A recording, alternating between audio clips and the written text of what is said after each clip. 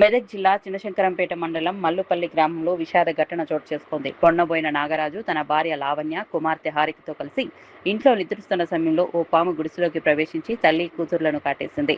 తొలుత లావణ్యకు రక్తస్రావం కావడంతో పాము కాటేసిందని గుర్తించిన కుటుంబ సభ్యులు ఆమెను వెంటనే సమీపంలోని ప్రైవేట్ ఆసుపత్రికి తరలించి చికిత్స అందిస్తున్నారు. అయితే చిన్నారి హారికకు కూడా పాము కాటేసిన విషయం గుర్తించలేకపోయారు. ఆమె బంధువుల ఇంట్లో ఉండగా స్పృహ తప్పి పడిపోవడంతో వెంటనే ఆసుపత్రికి తీసుకెళ్లారు. అయితే అప్పటికే చిన్నారి మృతి చెందినట్లు వైద్యులు తెలిపారు. దీంతో కుటుంబంలో తీవ్ర విషాదం నెలకొంది. మృతి చెందిన హారిక మల్లుపల్లి ప్రభుత్వ ఆసుపత్రిలో 3వ తరగతి చదువుతోంది. కూలి పనులు చేస్తూ జీవనం సాగిస్తున్న నాగరాజు కుటుంబానికి సొంత ఇల్లు లేక పూరి గుడిసెలో నివసిస్తున్నట్లు గ్రామస్తులు తెలిపారు. మా భార్యకు పాంగర్సింది లేవయ్యాను అనగానే లేచి సిస్టర్లో ఇక్కడిక్కడ 2 దిక్కుల నరిచింది, రక్తం కాస్తుంది. లేచి బయటకు ఉరికినా, ఆమె బయటకు పోయింది.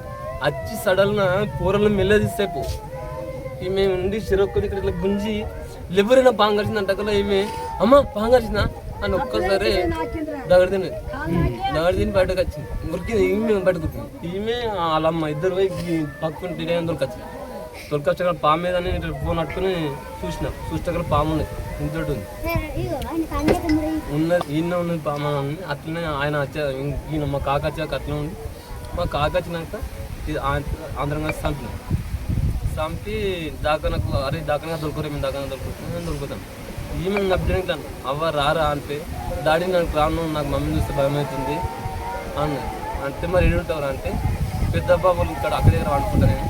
అంటే ఆడ ఇట్లా అమ్మ ఉంటలేదు, నాయన ఉంటలేదు, ఊరుంటలేదు, రారా నాయన ఆడికి నేను రాను దాకనకు వస్తాను, భయం అవుతాను మమ్మీ చూస్తాను గంతాను. అయ్యా ఇక నాకు ఏమనలేదు అయ్యా, అయ్యా నేను ఏమి చేయాలి అయ్యా, ఉంది అయ్యా, అయ్యా.